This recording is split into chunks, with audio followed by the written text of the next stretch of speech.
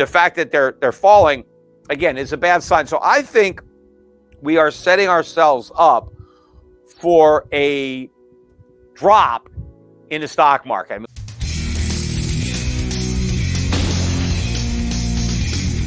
In today's video, Peter Schiff, founder, CEO and global strategist of Euro-Pacific Capital, gives a warning that the 2008 crisis was just the prelude to a larger sovereign debt crisis in the United States that may lead to a collapse of the US dollar. I think the markets are setting up for a decline. The Dow down about 230 points today, and that's despite a 7 or 8% rise in Microsoft. That was the biggest mover in the Dow. It rose as a result of better than expected earnings. I think Meta's having a pretty good night, not nearly that good, but it had better than expected earnings. But despite that big jump in Microsoft, you had the decline in the Dow. The financials, again, are leading the way lower, which is not a healthy sign for the market or the economy, given that we are basically a credit-based bubble economy.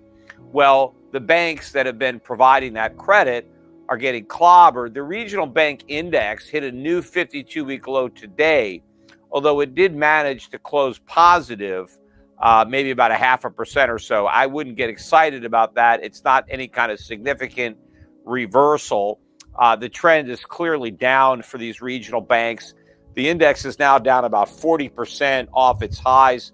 Also significantly, you had Republic Bank, which is now kind of the epicenter of the crisis. That bank was down another 30% today, just one day, to a new 52-week low. And it was lower on the day. At one point, it was down maybe 40%. But so it closed down 30%. That's a 97% decline from its 52-week high. So, I mean, you've practically lost all your money, right? I mean, you only have another 3% to go. Of course, if you bought it here, if you buy the stock now and it loses that last 3%, meaning it goes to zero, you don't lose 3%, you lose 100%.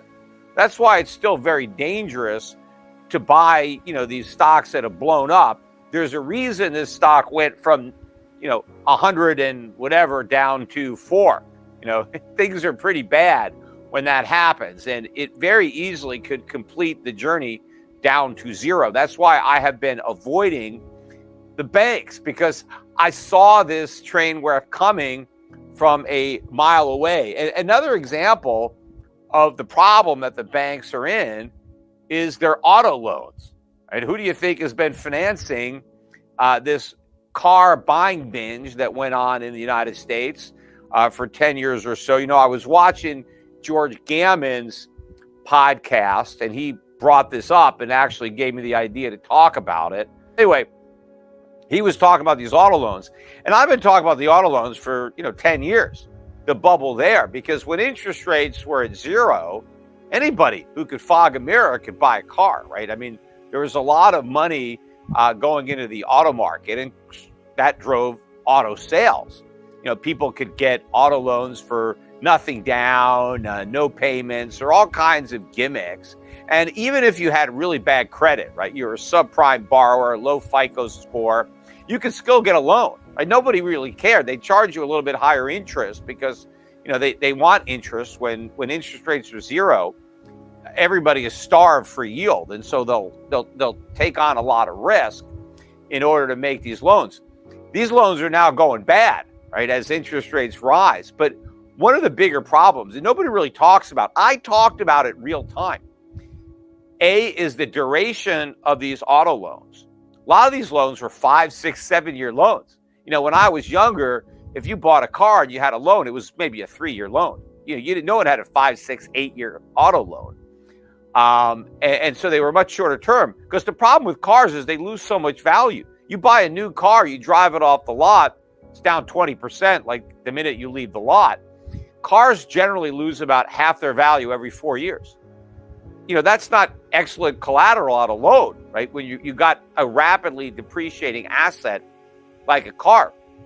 But another problem, in addition to these long maturities on these auto loans, what was happening during this car bubble, and I talked about it in real time. I'm not Monday morning quarterback when it comes to these auto loans. But people would go in with a car that they owned where they were already underwater on their loan, meaning they owed, let's say, $30,000 and the car was only worth $20,000, right? So you got no equity in your existing car. How are you going to buy a new car? Well, what the car guys were doing is they were rolling that negative equity into the new loan. So they would allow you to take this upside down car and trade it in, and they would just carry that $10,000 deficit and stack it on top of this new loan. So now you're actually borrowing more than the car is worth. Let's say you traded in to a $50,000 car and you bought it with nothing down, and they took the $10,000 you owed on the last car and stuck it on the new loan. So now you're borrowing $60,000 to buy a $50,000 car, and the minute you drive it off the lot, it's worth $40,000. Well, you already owe $60,000. You're up down $20,000. Well, as a lot of these loans start going into default, it's going to be huge losses for the lenders, right? And so who are the lenders? Well, a lot of them are banks, right? They've been lending out money. And these regional banks are in the most trouble because, as I said, they're seeing a withdrawal of capital, cash. Customers are taking their money out because they don't want to take chances that if their bank fails, it doesn't get a special bailout because it's not politically connected enough or big enough. So people are yanking their money out to play it safe and to put it into these bigger banks. And they want to get interest. These regional banks can't pay enough interest.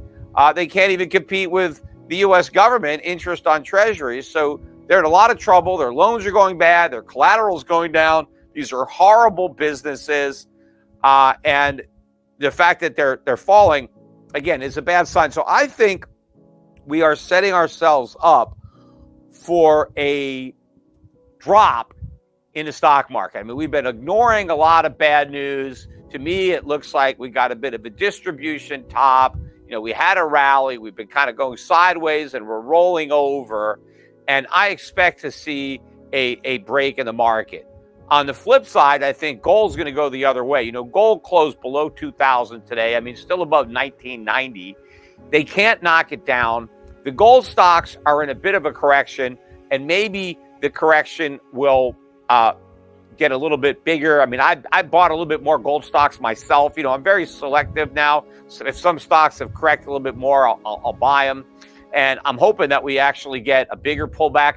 I just don't think we're going to get that big a pullback. I think we'll get one. I'm always hoping that gold stocks go down. People are, why do you want them to go down? You own them.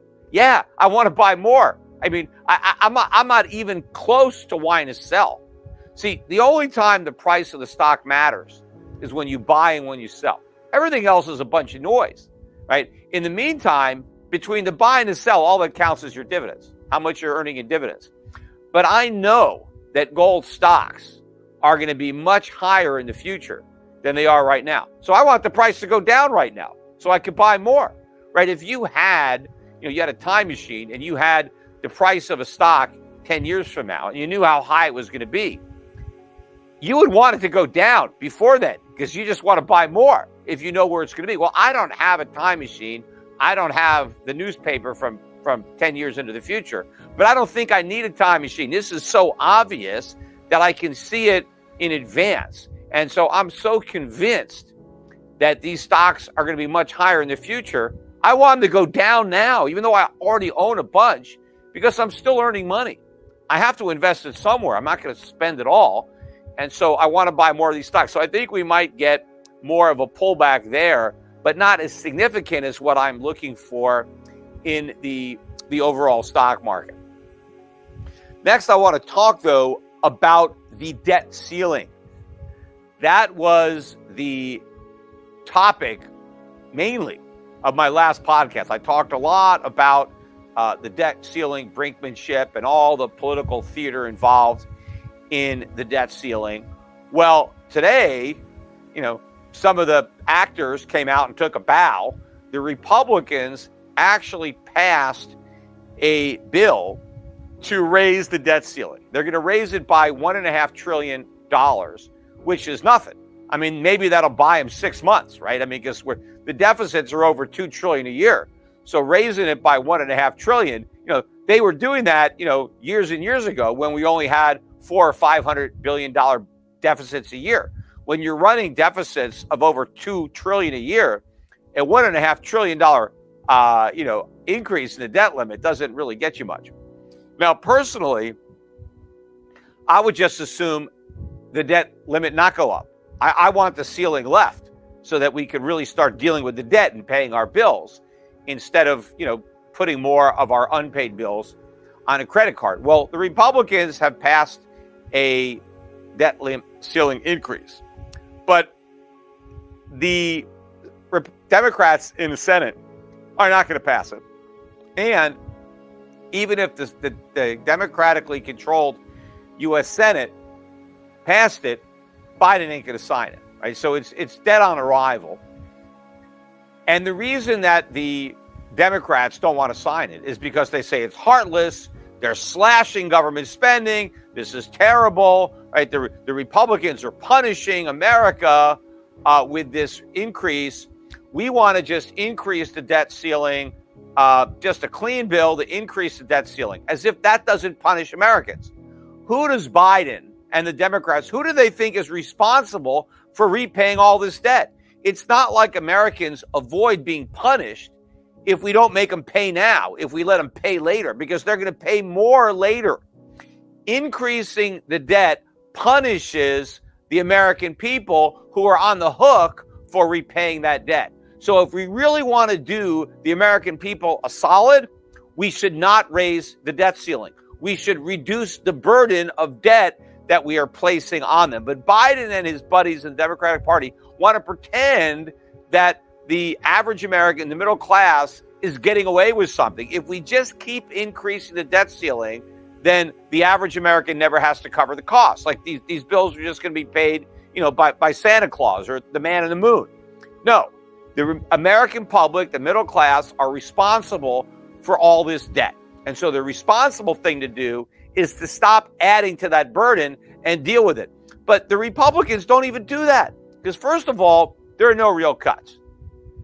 The only cuts that are happening are in discretionary spending, right?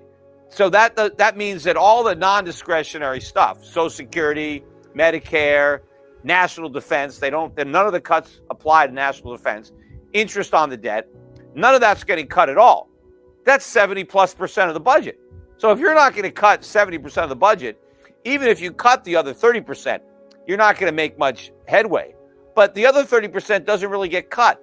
What the Republicans are saying they want to do is limit the increase in that spending to 1% a year. Remember, I talked about how the government's version of a cut is you increase spending by less than you had planned on increasing it, and they call that a cut, right? Well, in reality, that's still an increase. It's just a smaller increase. Now, in a way, if you only increase discretionary spending by 1% a year, and if inflation is 6%, 7% a year, well, then in real terms, spending is being cut. And that would be the case. And the people who were getting these government benefits would feel the pain of the reduction in the real purchasing power of whatever money they were receiving from the government, because it wouldn't keep pace with the increase in the cost of living. So in a way, yes, it's a little bit of a cut, but it's not nearly enough to get us to where we have to be.